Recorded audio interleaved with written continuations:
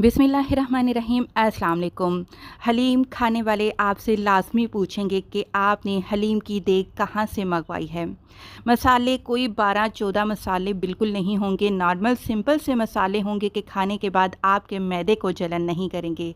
दालों की क्वांटिटी गोश्त की मिकदार के ऐन मुताबिक होगी। बताने का तरीका इस तरह का इंशाल्लाह बताऊँगी कि पहली बार भी अगर कोई बंदा हलीम बना रहा है तो आसानी से समझकर बहुत ही आसान तरीके से वो परफेक्ट देग वाली हलीम इंशाल्लाह घर पर बना सकेगा। रेशेदार हलीम बनाएंगे जो कि सभी को बहुत ज़्यादा पसंद होती है। दालों की मिकदार को आप समझ लीजिए, आधा कप मेजरिंग कप है, लेकिन अगर आप पाव में ले रहे हैं तो ये आधा पाव है, 125 ग्राम। अगर आप टेबल स्पून से मेजर करेंगे तो 8 खाने के चम्मच ये हमारे पास दाल है। सबसे पहले मैंने यहाँ पर सफ़ेद माश की दाल ली है, आधा कप। इसके बाद जो नेक्स्ट दाल हम लेंगे वो है हमारे पास लाल मसूर की दाल। क्वांटिटी सेम है, आपने परेशान नहीं होना। आपको जो मिकदार बताई है आप आराम से उस मिकदार को इस्तेमाल करते हुए परफेक्ट देगी हलीम बना सकते हैं। आधा कप ही मैंने पीली मूंग की दाल ली है। चने की दाल भी आधा कप ही इस्तेमाल करेंगे। ये तो हो गई 4 दालें। अनाज में हम लेंगे आधा कप चावल, आप टोटा चावल का भी इस्तेमाल कर सकते हैं। साबुत जौ आधा कप, साबुत जौ लीजिएगा, जौ का दलिया नहीं लेना आपने, इससे रिज़ल्ट बेहतरीन आएगा। 1 कप हमने यहाँ पर गंदम का इस्तेमाल किया है। अगर आप दालें खरीदने चाहें तो किसी अच्छी दुकान से खरीदने चाहिएगा, क्योंकि अक्सर होता है कि कोई दालें होती हैं वो गलती ही नहीं हैं। तो आपने कोशिश करनी है किसी अच्छी शॉप पर जाकर दालें अच्छी वाली क्वालिटी की लेकर आनी हैं। सारी दालों को अच्छे से मिक्स करके आपने छान लेना है, देख लेना है कोई कंकर वगैरह नहीं हो। 5 से 6 पानी अच्छे से धोना है। उसके बाद आपने खुले बर्तन में खुला पानी डालकर कम से कम आपने 6 घंटे लाजमी भिगोना है। पूरी रात मत भिगोइएगा, क्योंकि गर्मियों का मौसम है तो दालों में से स्मेल आ सकती है। 6 घंटे काफ़ी है। यहाँ मैंने दालों को 6 घंटे अच्छे से भिगो लिया और फिर आप चेक कर लीजिएगा कि दालें अच्छे से टूट रही हैं हाथों से। खुले बर्तन में आपने दालों को डाल देना है और आपने पूरे के पूरे 5 लीटर इसमें पानी के शामिल कर देने हैं। जैसे ही पानी गर्म हुआ इसके ऊपर झाग आना शुरू हो गई, ये दालों की झाग है, इसको हटा लीजिएगा।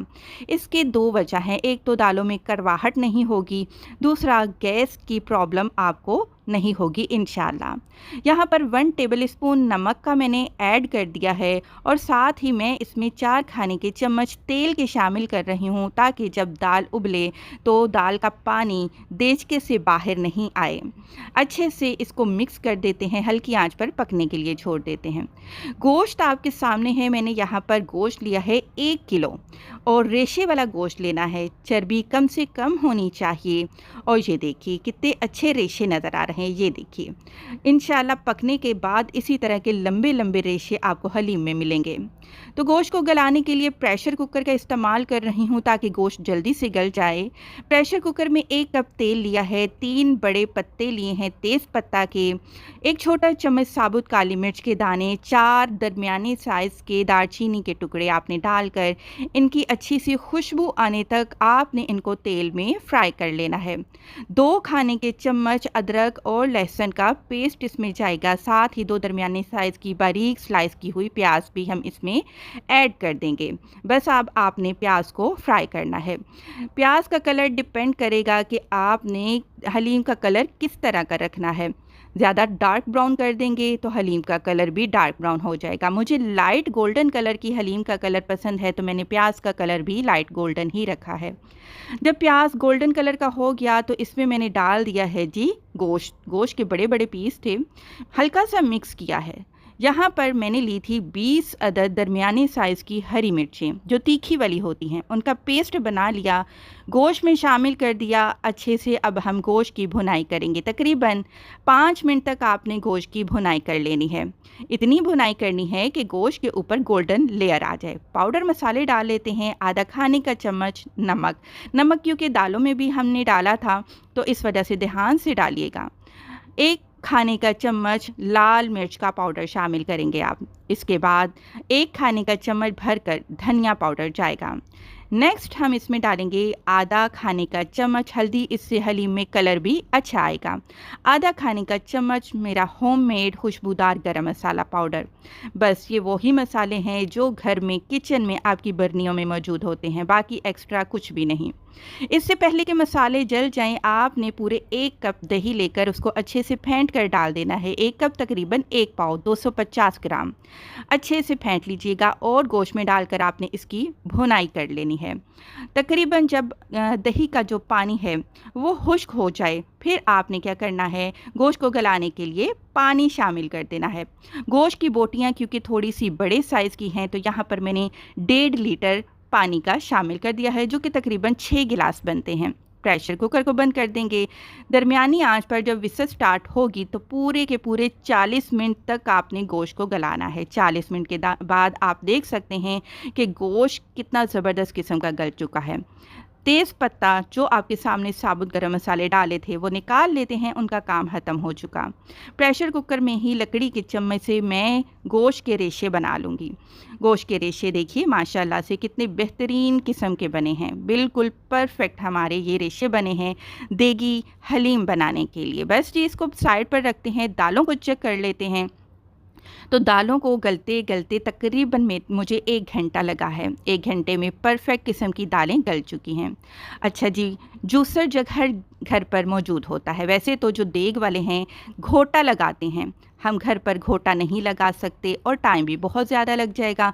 तो आपने जूसर जग में थोड़ी थोड़ी दाल डालते जाना है और उसका पेस्ट बना लेना है। और जी ये पेस्ट आपने उसी देचके में वापस डाल देना है। साथ ही रेशे किया हुआ गोश्त भी इसमें ऐड कर देंगे। चूल्हा दोबारा जला देंगे। अब जी असल काम यहाँ पर ही स्टार्ट होता है। आपने थकने वाला काम बिल्कुल भी नहीं होगा। ज़्यादा देर घोटा नहीं लगाना पड़ेगा क्योंकि हमारे पास दालें भी गाढ़ी हैं और गोश्त में भी पानी नहीं था। सारी चीज़ों को मिक्स करेंगे तो हमारी हलीम पहले ही गाढ़ी है।